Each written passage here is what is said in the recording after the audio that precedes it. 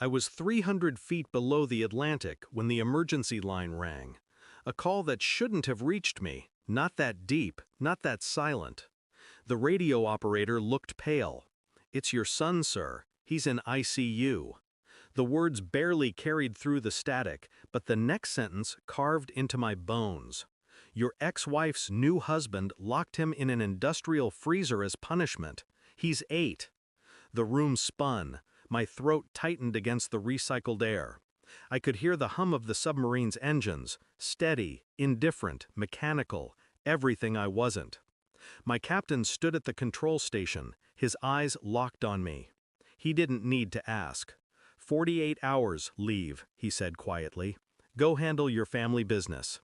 I nodded once, no words, no thank you. Just a soldier walking toward the sound of something breaking. By the time I reached the surface, my son was alive, barely. His small hands covered in frost burns. His lips, cracked, blue. He didn't open his eyes when I whispered his name. She was there, my ex-wife. Her mascara smudged into rivers of guilt that didn't convince me. Beside her stood him, the new husband. A tall, polished man with hands that had never known consequence. "He didn't mean to," she started. I cut her off with silence. That silence she used to fear when I came home from deployment. Later that night, when the doctors spoke in soft tones, I watched her comfort him. A hand on his arm, a shared look.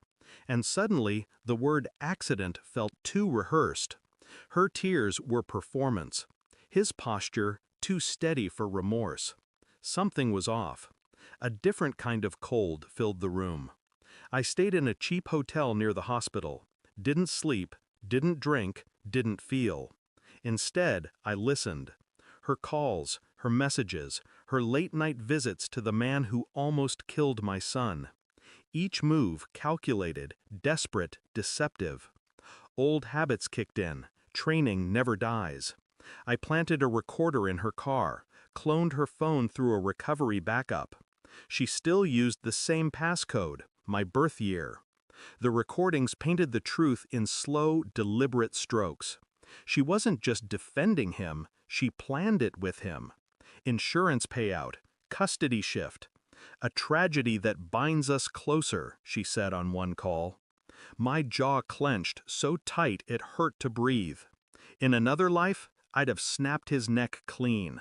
But rage is a blunt instrument. I've learned to cut with silence.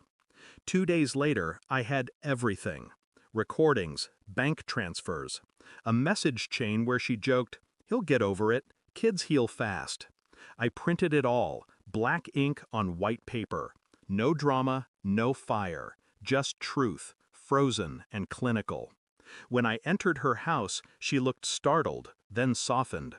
"Mark, please, I handed her the folder.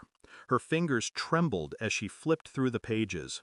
Audio transcripts, screenshots. His name linked to her account. Color drained from her face. Her mouth opened, but no sound came out. Only a small choked gasp as she realized this wasn't confrontation, it was judgment. He entered from the hallway, confused, half-dressed. He saw the folder, saw her collapse to her knees.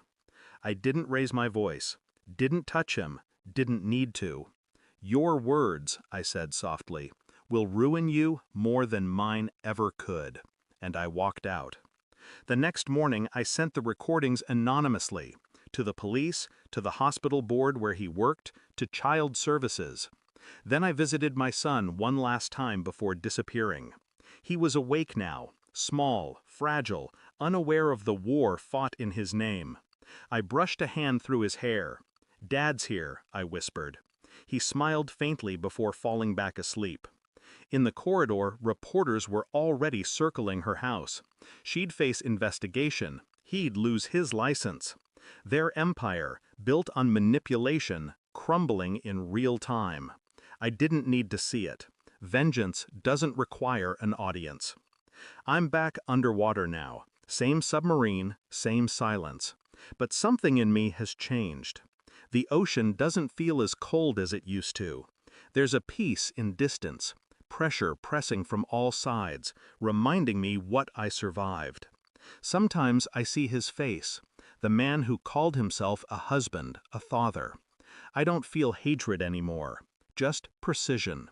He taught me something valuable. Some monsters don't hide under beds. They share custody papers. When my captain asks if I handled it, I simply nod. Good, he says.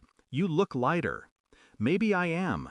Or maybe I've just learned that love and war are fought the same way, in silence, below the surface, where no one hears the screaming. Thanks for watching. Don't forget to like, share, and comment. Subscribe now to Cheating Stories Insight World for more amazing stories.